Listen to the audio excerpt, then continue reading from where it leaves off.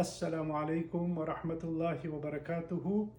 I wanted to share something very special with you. There's a part in the Quran where Allah subhanahu wa ta'ala tells us 11 things that He taught from the times of Ibrahim alayhi salam and Musa alayhi salam. It's Surah 1 Najm, Surah number 53, about ayah number 35 or 36.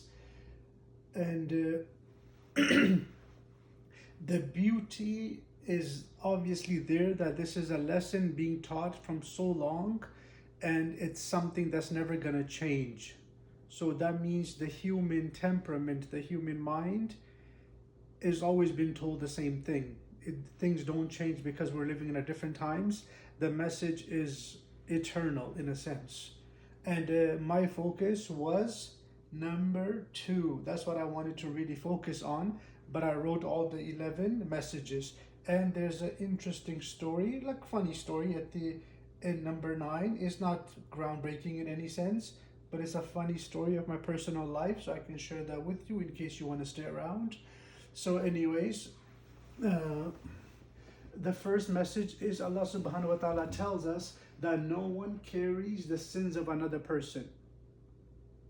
So many times we get caught up in a loop where we say, oh no, so-and-so did this, so-and-so did this. And in our social circle, people are sinning.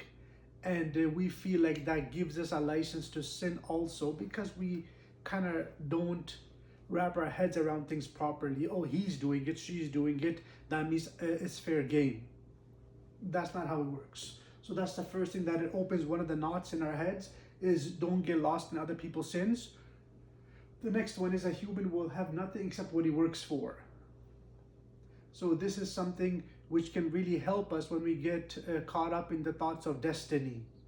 That in qadar, in my destiny, what am I supposed to be doing, and so on. So the Quran simplifies it here. Otherwise, we can get really caught up in thoughts of destiny and destroy our spiritual growth. So here it makes it very straightforward. You get what you work for. So work on your focus on what you have been doing. So the word for work or hard work is sa'yun, sin, ayn, ya. So sa'i is the focus. And then Allah tells us the sa'i is exactly what you're going to see in the hereafter. So for yura, that's what's going to be seen. Your sa'i, your hard work, or whatever you're working on in life, that's what's going to show up in the hereafter.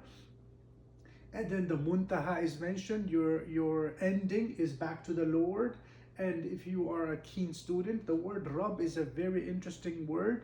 Allah subhanahu wa ta'ala uses it even in ayats that are seemingly threatening, but somehow to balance it, Allah subhanahu wa ta'ala uses the word Rabb, even though the context of the ayat is very scary. But the reminder is that you're dealing with your Rabb, your nurturer. He wanted the good for you. So even when Allah subhanahu wa ta'ala mentions He destroyed previous nations, He says their Lord destroyed them. Their Lord, their nurturer destroyed them. And that is so painful to read, because the one who wanted you to grow had to destroy you because you would never want it to grow and be a better being. So imagine a nation being destroyed. That's going to come up as the last lesson. So we should really connect with the word Rabb in ruku and sujood. We call upon the Lord by calling Him Rabb. Subhana Rabbi al-Azim, Subhana Rabbi al-A'la. And in the first ayat in Fatiha, we say Rabbil Alameen. Carrying on, He is the one who causes laughing and crying. So many of us get lost in the idea of why suffering happens is just a way to recognize the Lord in simple terms. And at times also to understand the nature of other humans. Number 6 is He's the one who causes death and life. He created the pair, male and female. He is responsible for second life, the bringing to life. Nash'at al-ukhra, that His responsibility to bring you back to life. So that is a very strong reminder of the hereafter. The next one is He gives independence and contentment. Aghna wa aqna. So aghna is independence and aqna is contentment. The story that I wanted to share is kind of a silly story.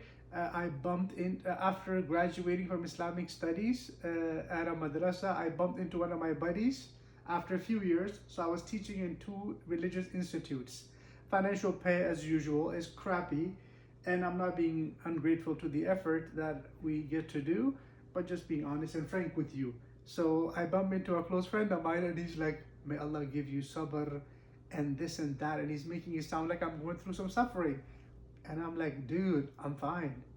Whatever money I get from my 2 jobs, I pay my bills. I'm fine. And he's like, really? I'm like, yeah. You don't have to tell me nothing about sabr. I'm actually in my shukr state. So keep your sabr to yourself, dude. So that's one thing, to keep yourself content. It's not how much you make, it's how you feel about what you have. The 10th one is He is the Lord of, there's a star called Sirius. It has the same pronunciation as the word, as being serious. And it's the brightest star in the night sky. So Allah reminds us. And then the last one is He destroyed the sinful nations of Ad, Thamud, and the nation of Nuh alayhi salam. So quickly going back to this one, humans being will have nothing except what they work for. We really need to consider this, because we have so much potential in our spiritual lives and physical lives. Right now we're going through a time where everybody's so focused on gym culture. Young people, old people, men, women, like there's no decency for their body. They're just out there. Nobody. I go to the gym too, so you can even pick on me for this. But it's just the wild, wild west. When you're in the gym, people are dressing as they like, and that should not be the case. But the point is, we are so hyper focused on the body, and some are even in the other extreme where they don't even care about their body. So either way, the reminder is you will get what you work for. So really look at all parts of your life. Look at where you are psychologically. Are you feeling miserable?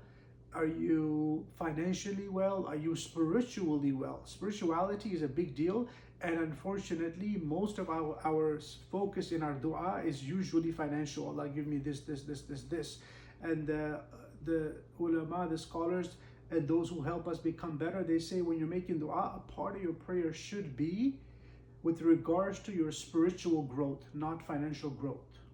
So I hope the message is somewhat clear. Maybe one day we can go back to that message and talk more about it. But in the meantime, inshallah, I hope you benefited from these 11 reminders in the Quran from the times of Ibrahim alayhi salam and Musa alayhi salam. Take care. Assalamu alaikum.